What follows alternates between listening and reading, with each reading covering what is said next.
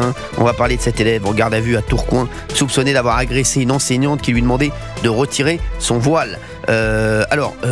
Gauthier Lebret, est-ce que vous pouvez raconter cette affaire à nos auditeurs qui nous rejoignent sur Europe 1? Alors, elle a tout juste 18 ans. Cette jeune fille, elle a eu 18 ans en juin. Elle est actuellement en garde à vue.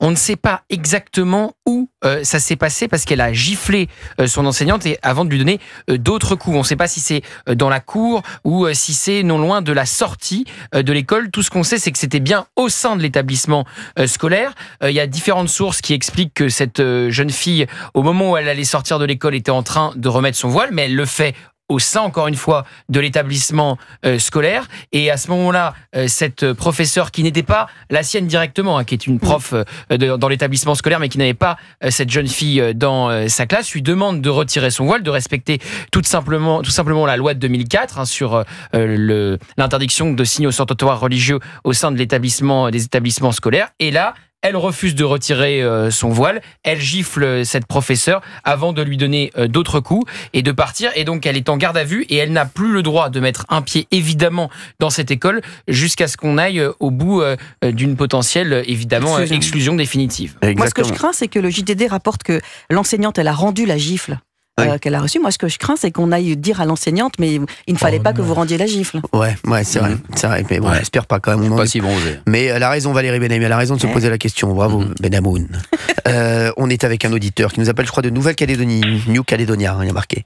Je pense que New Caledonia, c'est Nouvelle-Calédonie. Ouais, je crois. C'est pas des nouvelles Des nouvelles de Calédonie. Oui, exactement. Merci. Oh, qu'il est intelligent, celui-ci. Bonjour. Comment vous appelez-vous? Parce que j'ai rien sur mon écran. J'ai Stoyan. Je crois que c'est Stoyan. Alors, c'est ça, exactement. Bonjour. Bonjour Stoyan, merci d'être avec nous. Vous nous appelez bien de Nouvelle-Calédonie? Exactement, New Caledonia, Nouvelle-Calédonie, mais faut le dire, si on dit en anglais, faut le dire en entier, quoi. New Caledonia. On dit New Caledonia. C'est il est quelle heure Ça vous ressemble. Il est quelle heure en New Caledonia? Il doit être 2h du matin. Non, c'est pas vrai. Je ne sais pas, attendez, bougez pas, je regarde. Je ne sais pas, on est sur une fin de soirée. 1h14. 1h14, mais qu'est-ce que vous faites réveiller à cette heure-ci, vous? Eh ben, je vous écoute, monsieur. Ça me fait bien plaisir, Stoyan. Incroyable. Vous faites quoi en Nouvelle-Calédonie? Eh ben, je vous attends à chaque fois, vos TPMP. Non, donc là, vous allez rester réveillé pour TPMP tout à l'heure après? Non, c'est un peu plus difficile parce que c'est payant chez vous. Enfin, chez nous, c'est payant TPMP, donc du coup, on attend YouTube et chaque fois, c'est une semaine de décalage, c'est un peu plus compliqué. Non, c'est chiant ça. En tout cas, Europe 1, c'est cool, c'est en direct, on peut attendre. C'est incroyable ça, mais il faudra que je m'en occupe de ça là. Pourquoi c'est payant? Oui, ce serait bien. C'est bien, bon merci. Vous m'appelez, de toute façon, je vais faire le service après-vente de Canal Plus également. Pas de souci. Stoyan, merci d'être avec nous. Vous faites quoi dans la vie en Nouvelle-Calédonie? Je suis auto-entrepreneur. D'accord. Je suis. Faites quoi? Voilà, vous faites quoi? Vous faites des peintures? Du développement informatique, développement web. Très bien, très bien. Merci en tout cas d'être avec nous aujourd'hui. Vous vouliez réagir sur cette histoire dont nous a parlé Gauthier Lebret il y a un instant. Cet élève en garde à vue après avoir soupçonné d'avoir agressé une enseignante qui lui demandait de retirer son voile. Vous vouliez nous dire quoi, Stoyan, aujourd'hui? Merci. Eh bien, c'est très grave. En fait, voilà, c'est très grave puisqu'en fait, j'ai entendu tout à l'heure, en fait, déjà on dit soupçonné. Elle n'est pas soupçonnée puisqu'il y a déjà une action en fait de la part de cet élève et déjà c'est très grave. Peu importe le pourquoi du comment, pour moi c'est grave. Mais alors, je voulais revenir sur une petite chose, Stoyan, que vous venez de dire. C'est vrai que c'est quand même incroyable. On est sur Europe 1, il est 16h16. Olivier d'Artigol, c'est insupportable. On voit bien qu'elle a mis une gifle à la professeure. Pourquoi soupçonner? C'est insupportable ça.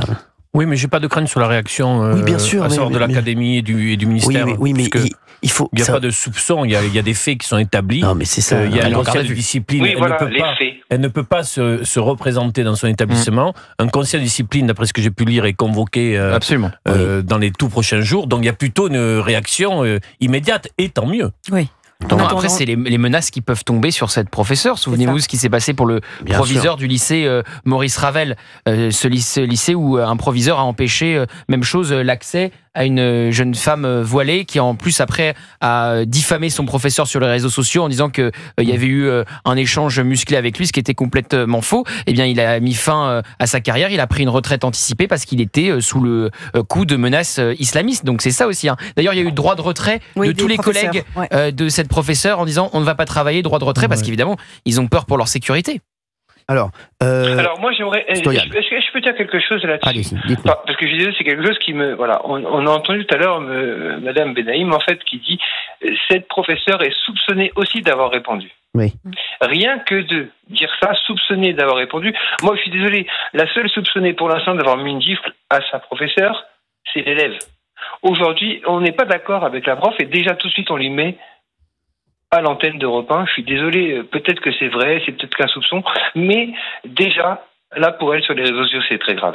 Bien sûr. Ah bah oui, bien sûr. Non, bien sûr, c'est Et très c'était grave. passé la même chose encore une fois, exactement pareil pour le proviseur de Maurice Ravel. On avait dit il avait violenté cet élève et ça s'est avéré complètement faux. Donc il faut être très prudent. Vous faites bien de le rappeler. Oui. C'est une info JDD. Exactement, JDD, le journal du dimanche. Oui, mais bon, on sait toujours que les infos aujourd'hui, et vous le savez très bien, Madame Benaïm, que bien souvent une info, et qu'elle soit de vous ou de n'importe qui, Monsieur D'Artigol est d'ailleurs le prouvé dans la matière, il reprend bien souvent les choses de Monsieur Lebret pour les dire dans l'heure des pros.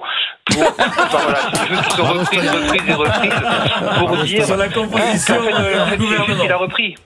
Stoyan, il l'a fait avec moi la semaine dernière aussi.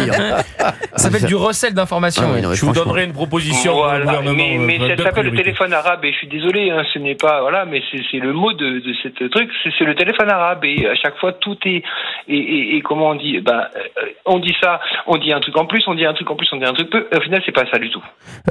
J'ai l'impression que vous avez quelques griefs contre Valérie Benaïm, Stoyan. Aucun, non, je l'aime beaucoup. Merci beaucoup. Vous avez bien raison. Non, c'est que la pauvre, il n'y a pas Gilles. Exactement. Alors vous savez qu'elle fait une conférence sur les fruits secs le décembre. Voilà. Je vous adore, mais voilà, il y aurait eu Gilles. C'est qui votre préféré? C'est Gauthier? Ah bah bien sûr. J'en étais sûr. J'en étais sûr. Ah non mais il va finir député celui-là. Pour moi président. Merci Stoyan. Ah non, oui, non. Bah si. Pas là-dessus. Si, vous allez voir. Attendez, il a le temps. Merci Stoyan, merci d'avoir été avec nous. Merci Stoyan, très belle journée à vous. Merci à vous. Bonne journée. Merci Stoyan. Bonne chose. Vous avez dit au revoir. Vous avez dit au revoir Olivier D'Artigol, Stoyan. Salut. Je vous souhaite une bonne fin de journée. Merci camarade. Une bonne nuit. Une petite chose, juste pour une petite dernière chose, c'est qu'en fait chez nous on entend souvent, je suis désolé, que en fait on entend aussi en France qu'il y a beaucoup cette histoire d'uniforme. Oui, tout à fait. En Nouvelle-Calédonie, nous on l'a, mais en fait, faut pas oublier que l'uniforme, c'est pas la chemise et le pantalon, tout va bien au carré, comme dans Harry Potter. Ça peut être juste un polo, comme exactement, chez nous, voilà. et ça marche très bien. Un polo et un petit pantalon, un jean, polo jean, ça marche. Mais d'ailleurs, la nouvelle ministre de l'Éducation nationale est plutôt ouverte à l'uniforme. Il y a une expérimentation en ce moment en métropole, mais oui, pourquoi pas finissez bien votre phrase, parce que si vous commencez votre phrase, d'ailleurs, la ministre de l'Éducation est plutôt ouverte, c'est pas bon. Non, mais plutôt ouverte au port de l'uniforme. C'est vous qui avez l'esprit mal tourné. Merci, oui, c'est possible. Merci Stoyan, merci d'avoir été avec nous. Comme Brigitte Macron d'ailleurs, qui est favorable. Je vous embrasse, s'il vous plaît.